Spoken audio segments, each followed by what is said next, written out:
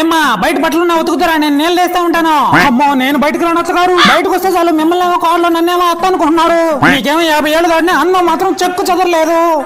మీ గురించి నేను పార్లర్లో పోవాల్సి వస్తుంది. వెళ్ళొచ్చేదా అత్తగారు? సరే తొందరగా వెళ్ళొచ్చేసి వంట చేయాలా? వంటనా? నేను చేయనమ్మా. నేను ఎంత కష్టపడి వంట చేసినా కానీ మీలాగా అస్సలు చేయలేకున్నా. నేను ఎంత అపురూపంగా చేసినా కానీ మా అమ్మ చేసిన వంటే బాగుందంటాడు మీ కొడుకు.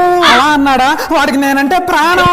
సరేలే అమ్మా నేను చేస్తాలే. అత్తగారు మీకోసం మంచి చీర తెచ్చానండి. ఇదేంది పాత చీరలా ఉందే? ఇదే మాట అన్నా నేను ఆ షాప్ ఆయనతో. ఆ షాప్ ఆయన ఏమన్నాడో తెలుసా? ఫ్యాషన్ గురించి నీకేం తెలుసమ్మా? ఫ్యాషన్ అంటే మీ అత్తది అన్నాడు.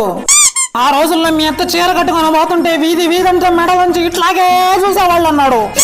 అలా అన్నాడా? మరి నువ్వు కూడా ఒకటి తీసుకోపోయినావా? మీ కోడలని చెప్పాక ఏదో 4 పట్టు చీర ముక్కలు నా మొహాన్ని వేసాడు. ఎక్కడ మీ పేరు చెడిపోతుందని తీసుకొచ్చా. మీరు వద్దంటే ఇచ్చేస్తా. ఎవరు వద్దనేది? తాట తీస్తా. వేసుకో నువ్వు. అత్త బాగా కలిసిపోయానండి. బంగారు చేత ఒక అల్లం టీ పెట్టివే తాగుతాను.